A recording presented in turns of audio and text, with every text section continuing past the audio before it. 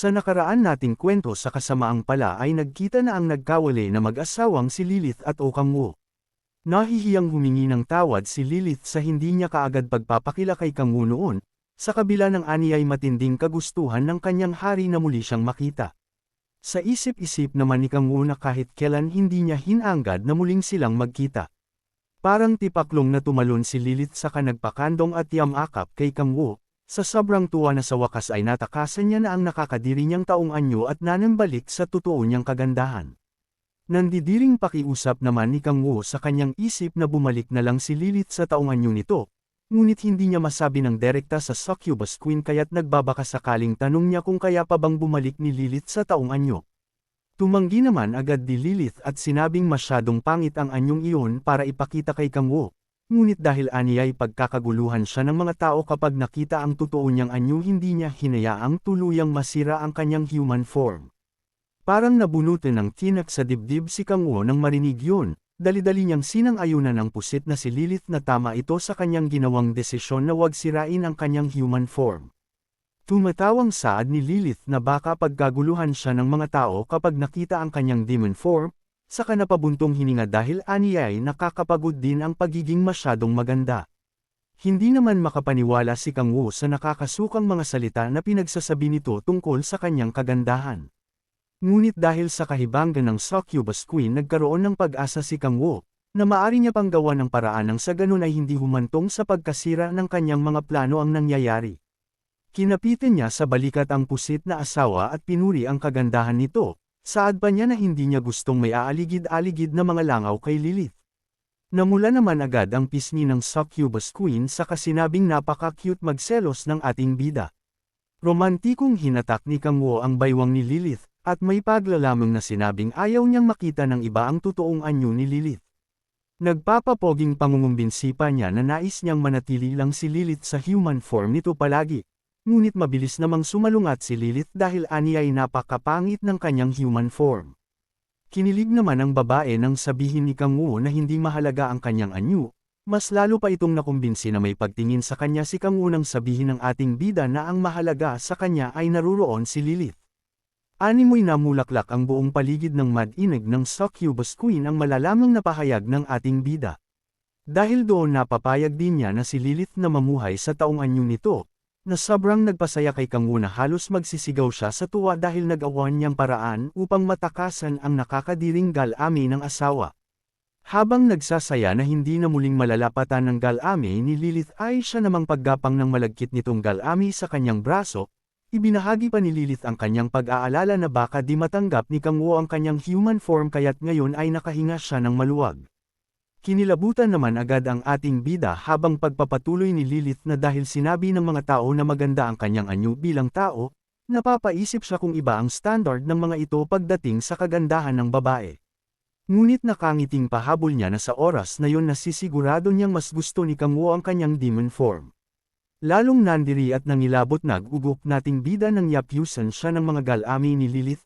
Saad pa nito na ipapakita niya lang ang kanyang totoong anyo tanging sa harap lang ng pinakamamahal niyang Demon King.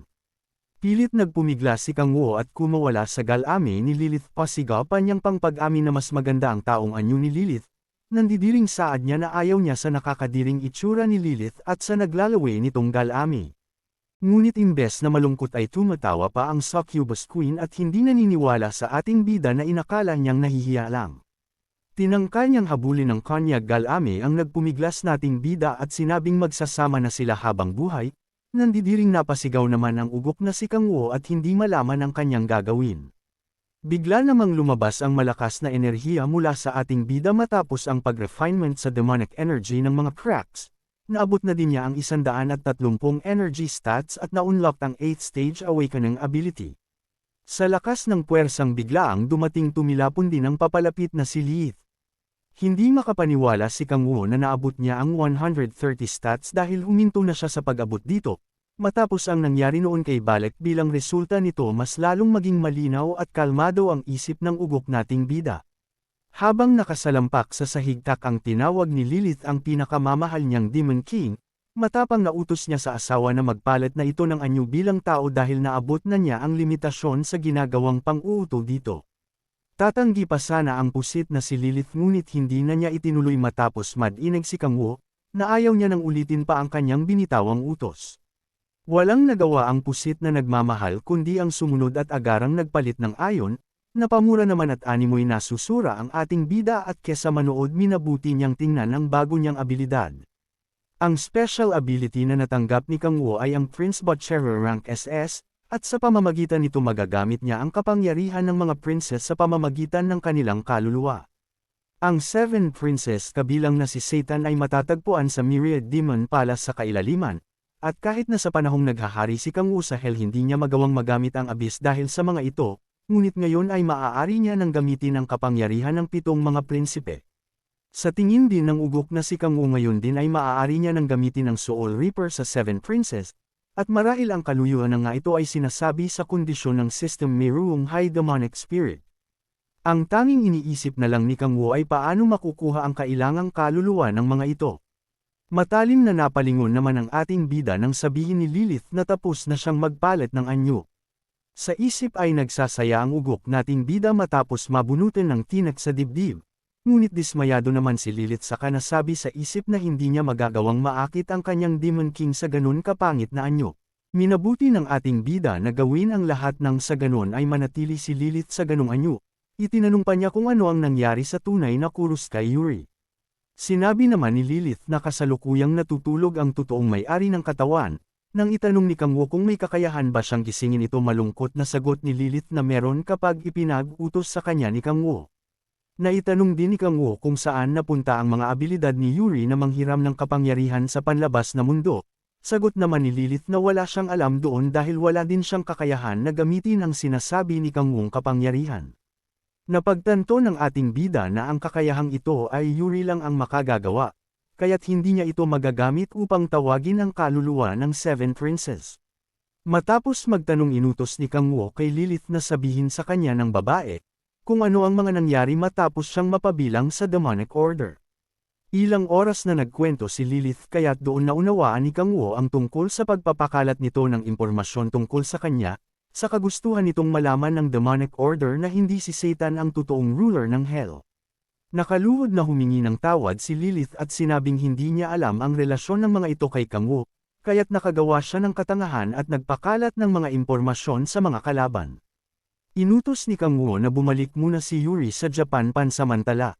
Ang status of evil na namumuno sa demonic order ay ang mga nagsummon at nagabalak na kontrolin si Balek, na mismong si Kang Woo ay hindi makontrol at ngayon nagawa din nilang ilipat ang kaluluwa ni Lilith sa katawan ni Yuri. Hindi makapaniwala si Kang Woo na nagawang mat-erek ng isip ng tao ang ganoong kaalaman, napapatanong din siya kung ano ang totoong pagkakakilanlan ng mga status of evil. Naitanong ni Kang Woo kay Lilith kung hindi pa talaga siya nakikilala ng mga ito. Sagot naman ni Lilith na hindi pa ngunit na umpisahan niya nang ibahagi ang scriptures of hell sa mga ito. Takang tanong naman ni Kang Woo kung ano ang tinutukoy ni Lilith na scriptures of hell. Ayon kay Lilith ito ang summary ng 1,000 digmaang naganap noon sa Ninth Hell, gayunpaman patuloy na pinaniniwalaan ng demonic order na ang Seven Princes ang namumuno sa Hell. Alam ni Kang Woo na hindi lantaran ang pagbabahagi ni Lilith ng nasabing libro, pag-amin din ng pusit na babaeng palihim ito dahil ang pinaniniwalaan ng mga ito ay ang Seven Princes.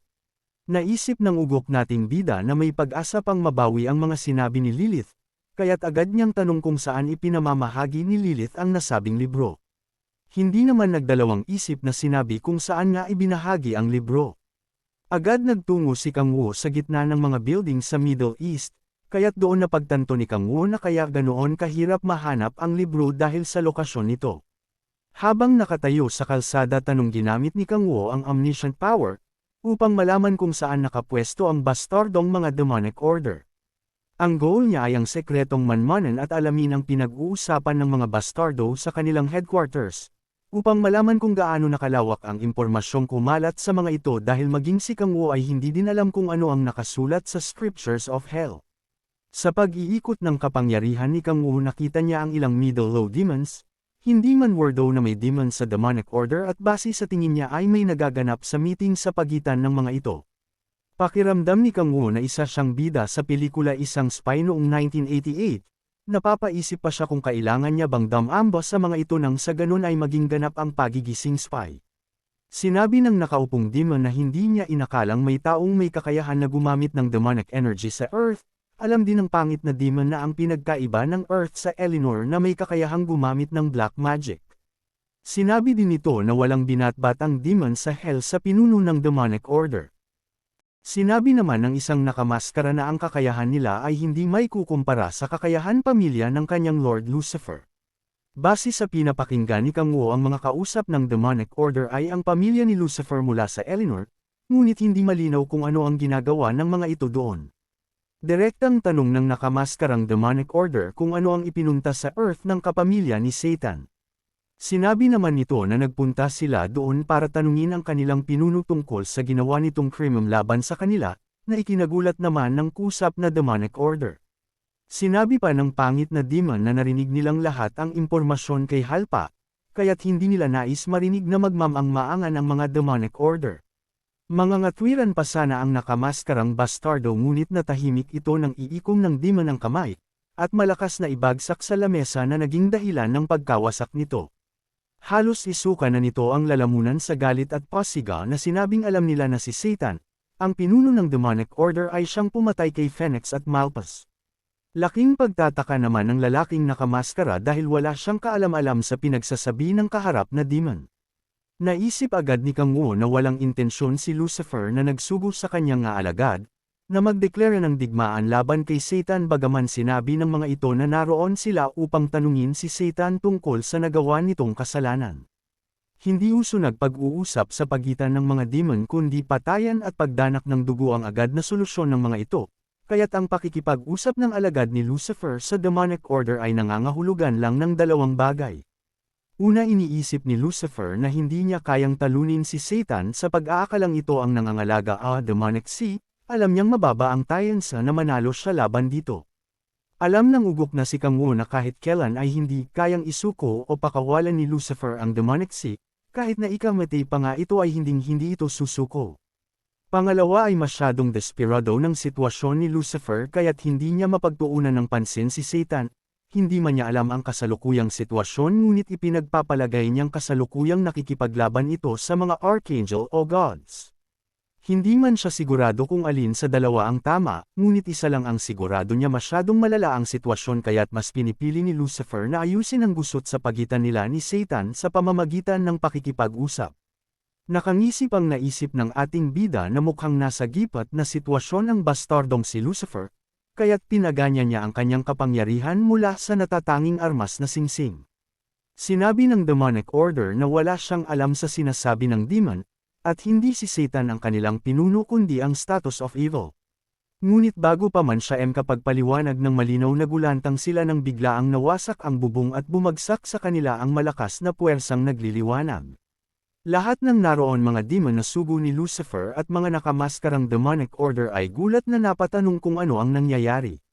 Agad namang napalingon ang pinuno ng mga demon nang may magtanong sa likuran, kung ano ang ginagawa ng mga aso ni Lucifer sa kanilang lugar. Agad nitong naramdaman ang nag-umapa na demonic energy na halos tumagos sa kanilang katawan, dahil doon napagtanto kung sino ang kanyang kaharap. Ngunit bago pa siya magsalita at tawagin ang kaharap, tumatawang nagpakilala ang nagbalat kayo nating bida bilang ang pinuno ng demonic order na si Satan. Nagsasaya na naman sa isip ang ugok na si Kang Wu matapos mabuo ang magandang plano, nang sa ganun ay mas lalong magkagulo ang nagigiriang magkabilang panig.